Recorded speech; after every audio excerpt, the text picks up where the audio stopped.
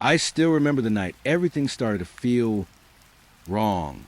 It was one of those quiet evenings where the world seems to forget you exist. The kind of silence that presses against the windows like a living thing, waiting.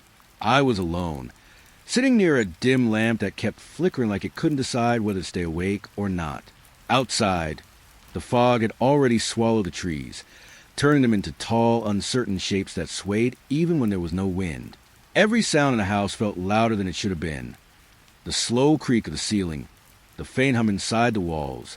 Even my own breathing felt foreign, as if it didn't belong to me anymore.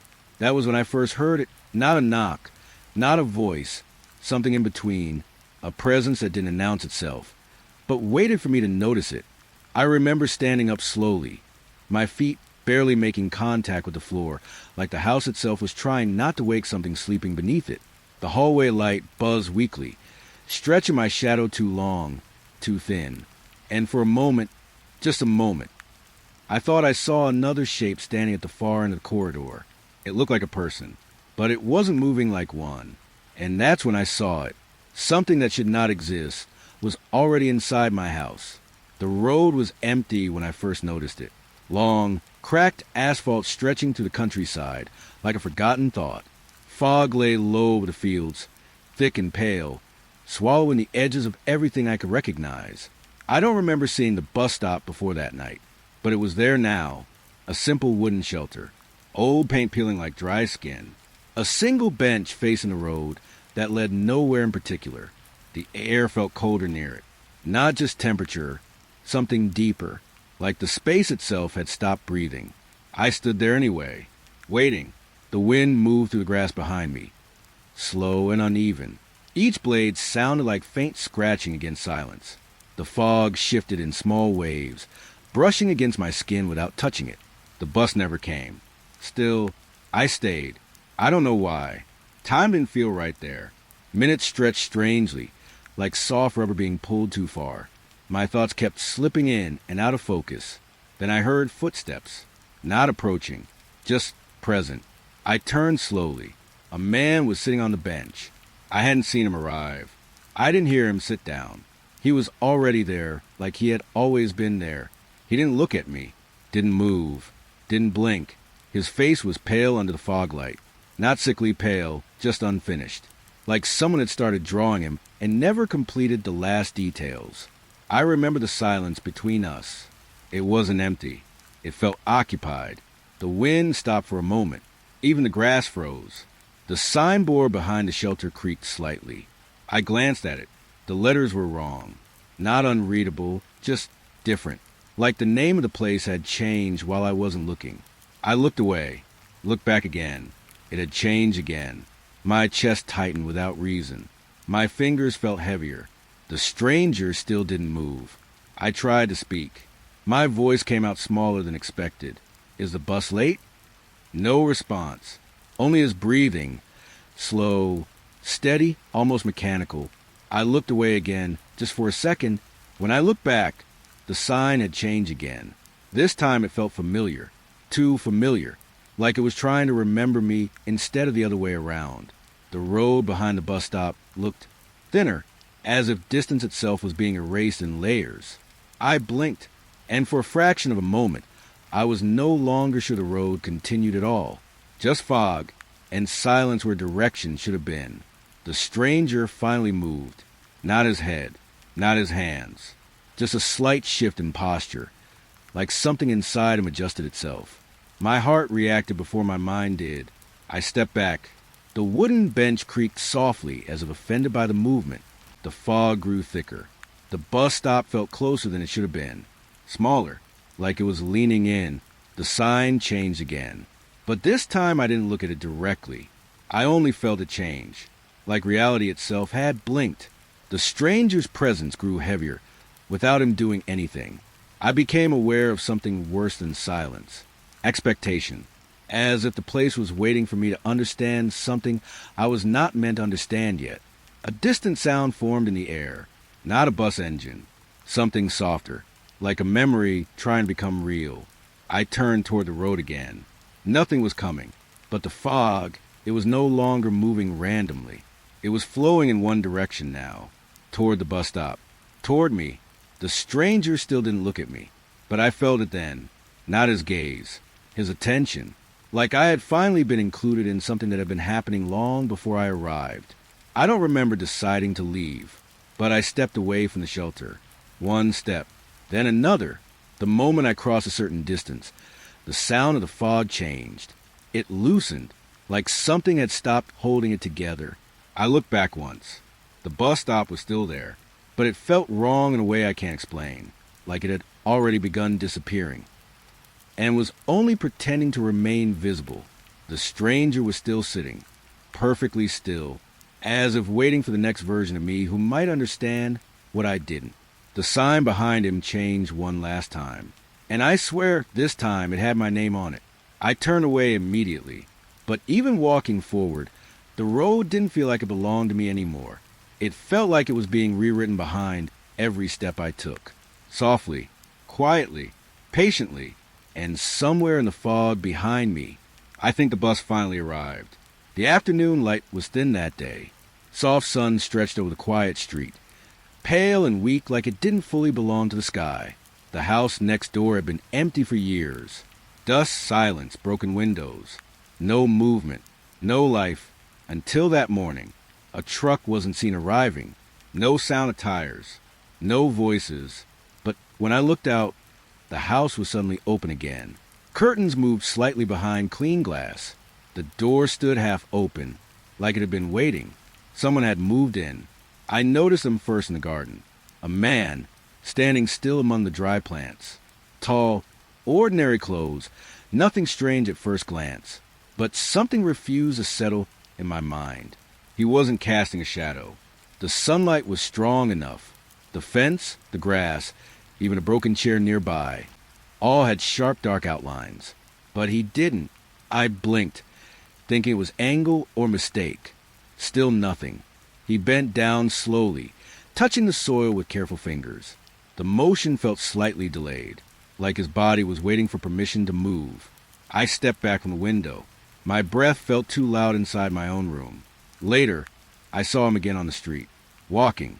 His steps were smooth, too smooth, each movement slightly out of sync with itself, like memory replaying a second late. Streetlights flickered as he passed them, even though it was daytime. A strange buzzing stayed in the air after he walked by, like electricity trapped inside silence. I noticed a child next door too. She stood near the gate, holding a small toy, but she refused to look at him. Her eyes stayed fixed anywhere else. Walls, ground, sky, anywhere but him. When he passed, she stepped back instinctively. Not fear, recognition of something wrong. That night, I watched the neighbor from my window again. He stood inside his house now, facing the mirror in the hallway. He raised his hand, paused, then copied the movement of scratching his cheek. Half a second late. The delay was always there. Small, constant, wrong. The lights inside his house flickered once. Every time he moved, I stopped looking directly at him after that, but I still felt him, like something in his presence had begun attaching itself to attention itself. And attention was not something I controlled anymore. The radio was old, left behind on a shelf I never used. Dust covered its surface like a thin second skin. No batteries inside. No reason for it to work. But it turned on at night, always at the same time. Midnight. At first, it was just static. A soft ocean of broken sound filling the dark room. I thought it was imagination, until the static changed. Breathing came through. Close. Slow. Human. Not random. Not mechanical. Intentional. I sat up in bed the first time I heard it. The air in the room felt tighter, like I'd forgotten how to move freely. Then it spoke. My name. Clear. Calm. Certain. I froze. The radio continued breathing. Then silence. Then again, my name. But it wasn't repeating it like a recording. It sounded like remembering me. Night after night, it returned. The voice grew more familiar, not in comfort, in knowledge. It began describing small things before they happened. A glass falling in the kitchen before it broke. A knock at the door before it happened. A phone vibrating before it rang. Each time it was correct, always slightly ahead of reality. I stopped sleeping properly, because sleep felt like surrendering time I could no longer trust. One night, the voice changed tone. Not louder, closer. It spoke about something I had never told anyone. A childhood moment I had buried so deep I almost doubted it existed. But it described it perfectly. The color of the room, the smell of wood, even the feeling in my chest at that exact moment. I stood up and unplugged the radio. It kept speaking, not louder, just unchanged, as if power was never part of it. I left the room, but I could still hear it through the walls. Not sound traveling, presence following. The next night, I didn't go back to bed. I stayed in the hallway. The radio still spoke at midnight. My name again, then a pause, then a warning I didn't understand.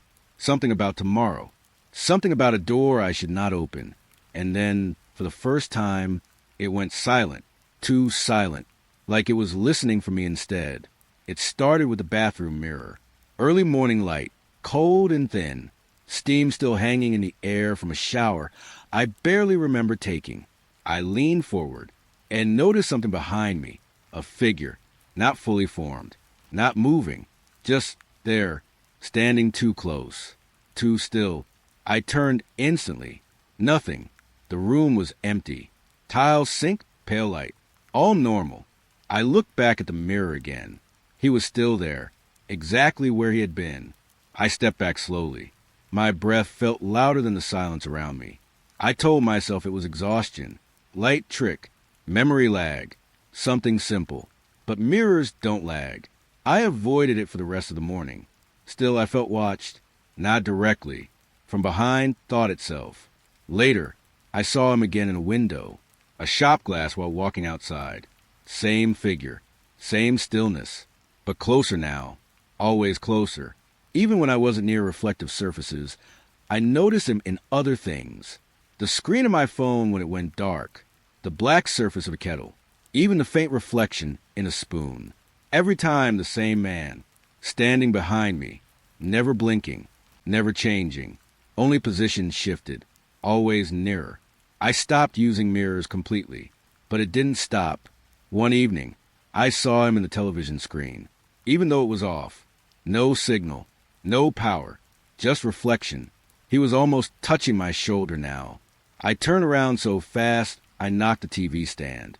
Nothing behind me, but my body knew he had been there.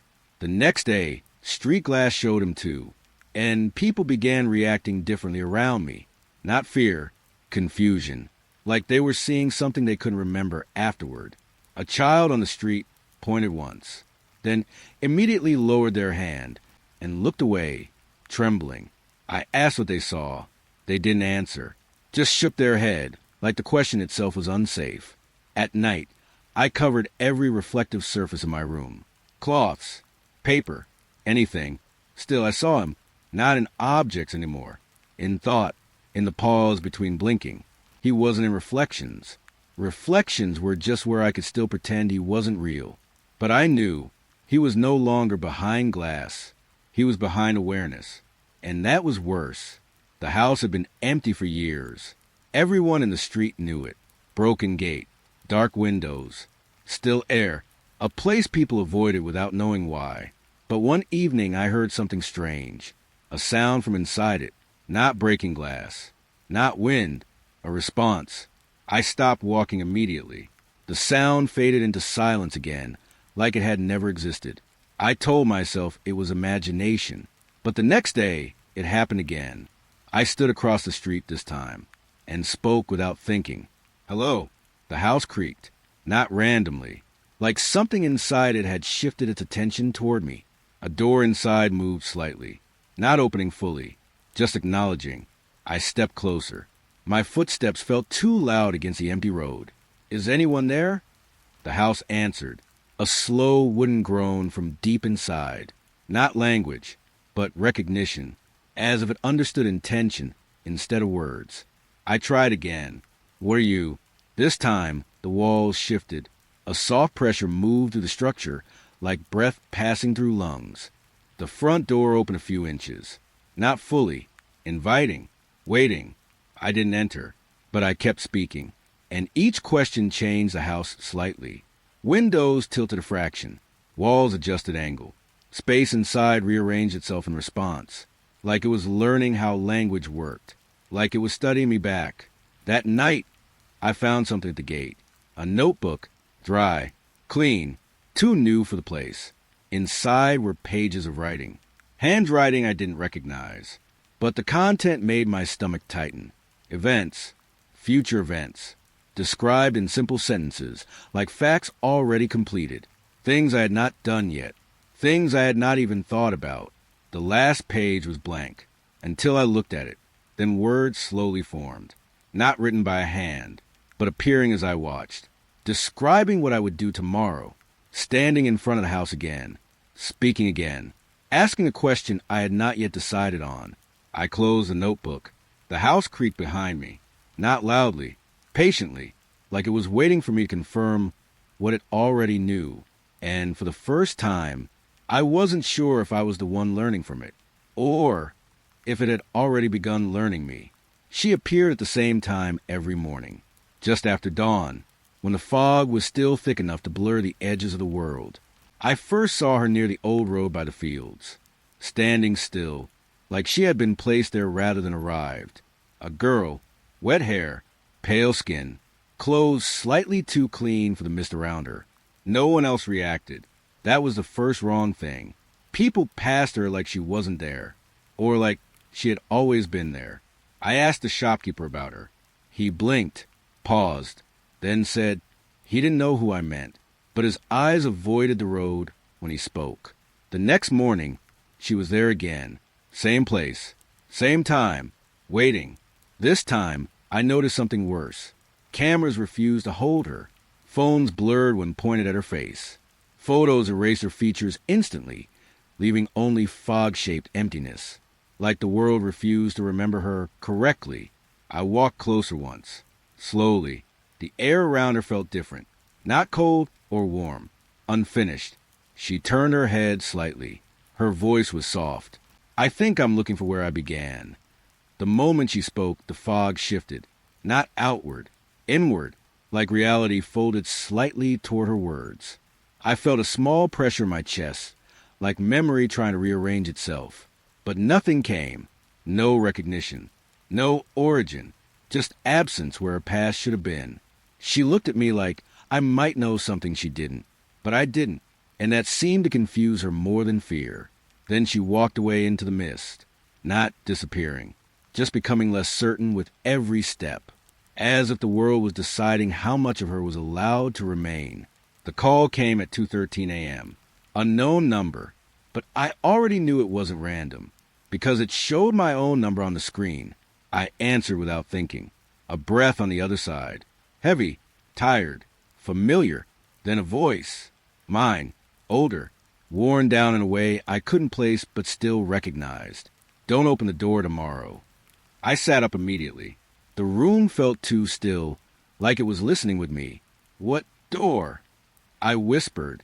A pause, then static like breathing. You'll know when it comes. The line cracked slightly, like distance wasn't physical but temporal. Then something else happened. A sound in the background to call. A knock, not on my door, on the call itself. The voice continued, faster now. It already knows you heard me. A flicker of panic in my chest. I asked again, but the voice interrupted. You don't have much time. Then silence. Then a prediction, not spoken like warning, stated like memory. In 3 minutes, your light will flicker. I looked up instantly. The bulb above me buzzed faintly. I didn't move. 1 minute later, it flickered, exactly as said. My breath caught. The call continued. Not voice now, just presence, waiting. Then softly, I'm sorry I didn't stop it sooner. The line went dead, but the silence that followed wasn't empty. It was occupied, like something had stepped out of the call and stayed in the room with me. It appeared at midnight, not announced, not expected, just present on the forgotten track behind the old industrial fields. The rails were rusted, overgrown, almost erased by time, but the train was new, too new. One carriage lit from inside. Warm yellow glow leaking into the fog. No sound of arrival, only stillness before it. I don't remember deciding to walk toward it, but I did. Each step felt slightly delayed, like my body was following instructions I hadn't given yet. Inside, passengers sat motionless, faces forward, not asleep, not awake, just paused. Their eyes didn't track movement. They tracked nothing at all. The air inside was warm but lifeless, like heat without breath. The doors closed behind me without resistance. No announcement, no motion, only acceptance. The train began moving immediately, but the outside didn't pass normally. Landmarks shifted. Buildings I knew appeared briefly, then vanished. Some places were not on any map I had ever seen, yet they felt familiar, like remembered things that never happened. No one spoke. The passengers remained still, as if conversation had been removed from the space entirely. The train stopped suddenly. No station, just open fog outside the window, and something that felt like arrival without destination. The doors opened. I stepped forward before I could stop myself, and forgot why I had been trying to leave in the first place. The child never smiled, not because of sadness, because there was nothing to react to. They sat near the edge of the town square, quietly watching people pass, then speaking, softly, calmly. He will fall in 7 days. A man walking nearby stopped, turned, then laughed nervously, but didn't ask who, didn't ask why, just walked faster. 7 days later, he did fall, exactly as said. No emotion was shown by the child, only continuation. Facts spoken like weather reports. People began avoiding them, not out of fear of death, out of fear of being known too early. I approached once, carefully. What do you see? I asked. The child looked at me without blinking. I don't see. I read. That word stayed with me. Read. Like life was already written somewhere else. Not happening. Just being interpreted. Then they added something quieter. You're difficult to read properly. My chest tightened. What does that mean? The child tilted their head slightly, like studying a page that kept changing.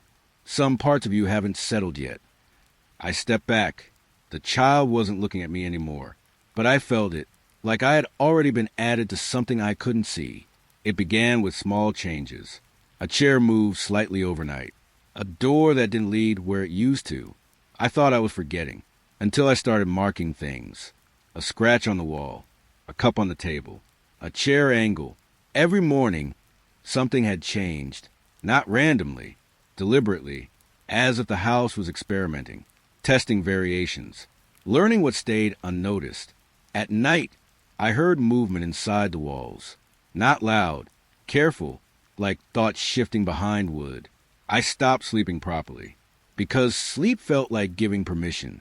One morning, the hallway was longer, not by much, just enough to feel wrong. Another morning, a door appeared where there was only wall before. I didn't open it immediately, but I knew I would, because hesitation no longer felt like control. It felt like delay, and the house was patient, always patient, waiting for me to notice what it was becoming. And worse, waiting for me to accept it.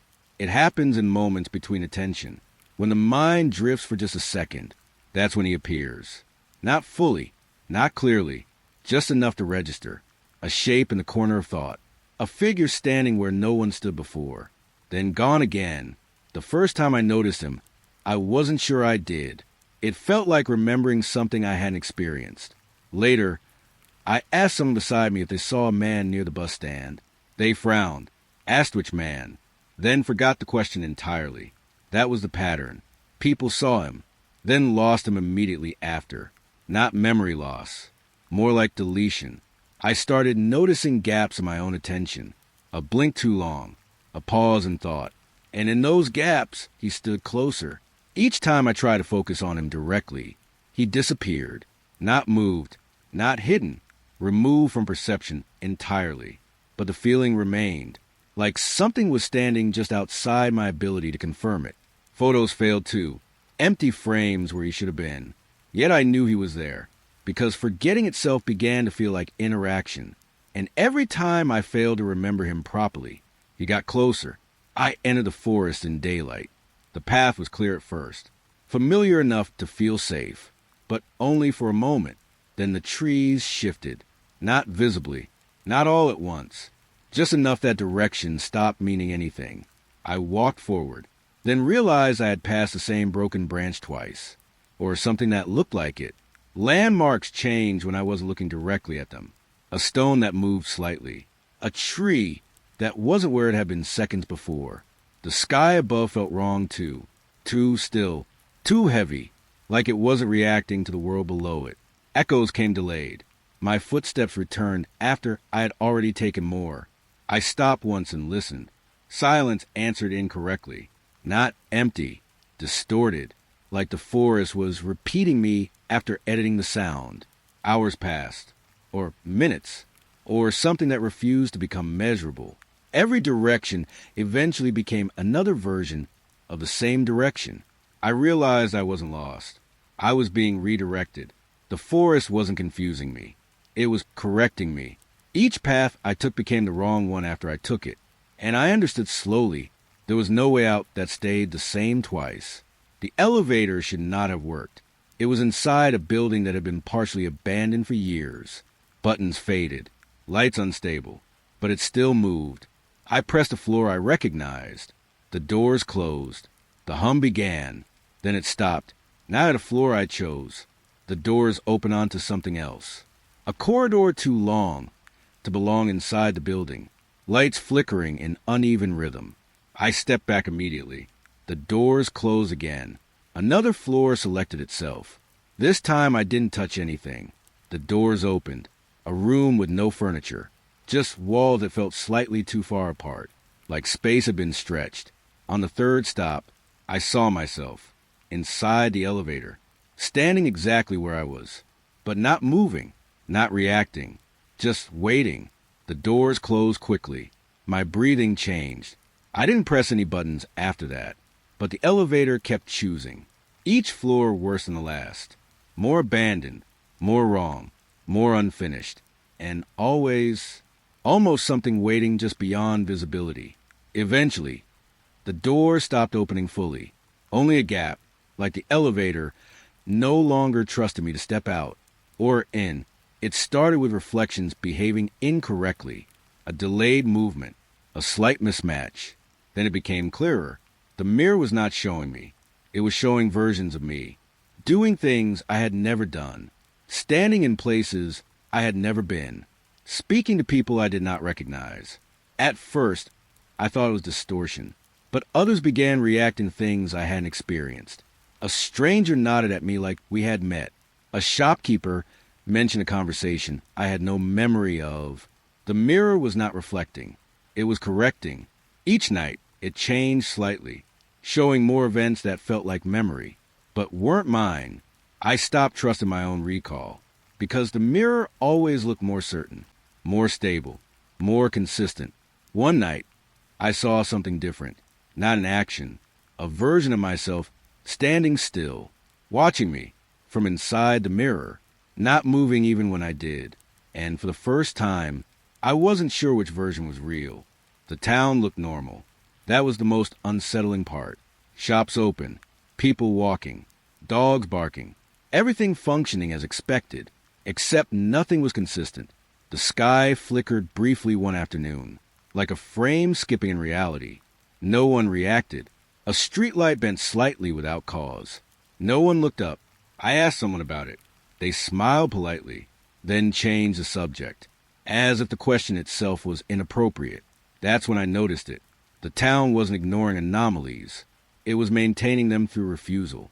Reality stayed stable only when no one acknowledged instability. The more I pointed things out, the more invisible I became. People stopped reacting to me directly, not hostility. Absence. Like I was slowly becoming irrelevant to the structure of the town itself. I tried to leave once, but the road loops felt familiar in a way that made no sense. Like I had already accepted returning before I left. The town wasn't hiding anything. It was simply continuing. And everything that noticed otherwise was quietly removed from attention. It was early evening when I first noticed it. The light was low, stretched thin across the ground. Everything should have had a shadow. Everything did, except one. A man walking ahead of me cast a shadow. But it was wrong. It moved before he did. Not slightly. Noticeably. As if the shadow already knew where he was going. I stopped walking. Watched. The man turned a corner. His shadow turned first. Then he followed. That should not have been possible. I looked around after that. Carefully. Quietly. Other shadows began behaving strangely too. Some lagging behind their bodies. Some drifting slightly ahead. Some not matching at all. Then I saw it again. One shadow separating. Pulling itself away from its owner. Like it no longer wanted to stay attached. It moved faster than the person it belonged to. Almost like escape. And then I understood something I didn't want to understand. It wasn't a mistake. Something was hunting them. Not the people. The shadows. And whatever it was, it had already learned how to find them first. The library was quiet in the way old places are quiet. Not empty. Just restrained. Rows of books stretched too far into dim light. Dust floating like suspended thought. I picked up a book without thinking. Opened it. And felt something immediately wrong. The words didn't just describe. They responded. As I read, the text shifted. Pages rewriting themselves slowly. Not forward. Backwards. Sentences reversing meaning as I watched. A paragraph about a place I recognized changed mid-reading into something else entirely. Something that described me instead. Not metaphorically. Precisely. Another book nearby began changing too, without being touched. As if reading one book activated the rest. The library felt aware, not watching like a person, processing like an organism. Then I found a book that hadn't opened yet, its pages already moving, writing itself, line by line, describing events that had not happened, but would, and at the center of it all, my name. The library didn't contain stories. It generated them, and I was becoming part of its collection. It started raining just after dusk, soft at first, then steady. The ground darkened quickly, absorbing every drop. I walked along the empty road, and noticed something strange behind me. My footprints appeared normally, but they didn't stay. Each one faded after a few seconds, not washed away, erased, like time itself was cleaning them. I stopped, watched. A footprint disappeared a moment after I lifted my foot. Then the next. The timing wasn't random. It was delayed on purpose, as if something was deciding when I was allowed to have existed there. I turned back once, but the road behind me was already different, smoother, cleaner, like I had never passed through it at all. That's when I realized something worse. If my path disappeared, so did my ability to retrace it, and something behind me was using those erased moments, following where I had been without needing me to still exist there. It used to stand near the old intersection, a red telephone booth, old, forgotten, rusted at the edges. Then one day it was gone, completely removed. No sign it had ever existed, except at night. It started ringing. At first, I thought it was nearby static, or wires left underground. But the sound had direction, specific, exact, coming from the empty space where it used to be. I stood there once when it rang. Nothing visible, only sound. I reached out, nothing solid, but the ringing got louder when I stepped closer, as if proximity mattered more than physical presence. Then I heard voices, not random, conversations, fragments of words I almost recognized, talking about things that never happened, people speaking like they were continuing a call already in progress. And then, my name, I answered, even though I knew I shouldn't. The moment I did, the silence changed. It wasn't empty anymore. It was waiting. He appears only when you are not looking directly. That's the first rule. The only rule. If you turn your head, he is gone. At first, I thought it was imagination, a trick of fatigue, movement at the edge of sight. But it kept happening, always just outside focus. A figure standing slightly behind me, near corners, behind door frames. At the edge of reflections I wasn't supposed to notice. Each time I tried to look directly, nothing, empty space, no trace. But peripheral vision never stopped catching him. And worse, he started getting closer. Not quickly, not suddenly, gradually. Each night, a little nearer than before. I began testing it, refusing to look straight at anything, only watching through the corner of my eye. And that's when I realized something terrifying. He wasn't avoiding my gaze. He was dependent on it, because only when I wasn't looking was he allowed to exist fully. And now, he had learned how long I could avoid turning around. I didn't find the street. I remembered it. That's how it began. A gap between two familiar roads in town, where there should have been nothing.